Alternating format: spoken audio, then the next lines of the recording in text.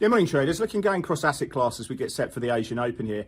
It's interesting to see the moves that we've been seeing. Nothing really has made a lot of sense. And what I mean by that, if we go and have a look at the front end of the fixed income curves, you can go into the UK and we can see twos up 22 basis points, the material move.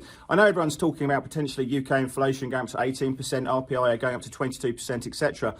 But, we are seeing some repricing in the front end now. So, the fact is that we've got twos, just shy of 3%. Going to the rates market, you've got 59 basis points now being priced for that 15th of September Bank of England meeting. March added an extra 16 basis points for that meeting. Go to the terminal rate, which is May. We're sitting around 439.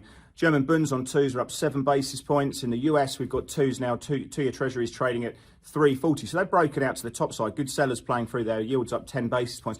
A lot of focus on the Wall Street Journal article coming out from Nick Timiraos, the Fed whisperer, effectively talking about central banks continue to worry that inflation may be more entrenched and longer lasting, and it hasn't gone unnoticed by the Federal Reserve. And of course, you've seen markets moving up there. We've got 66 basis points now being priced for that September meeting.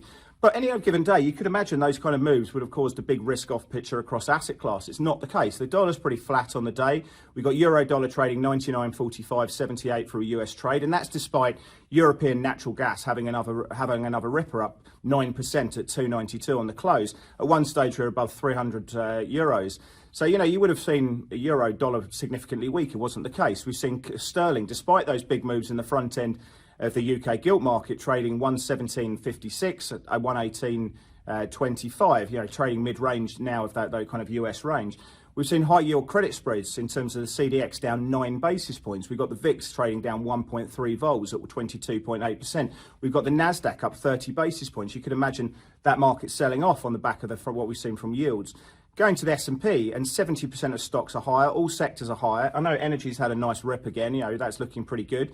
But, you've got 70% of stocks, and it really leads us to believe that Asia's going to open, modestly on the front foot. But, certainly those moves in yields, any other given day, could have caused a big risk-off picture. So risk continues to be quite resilient here.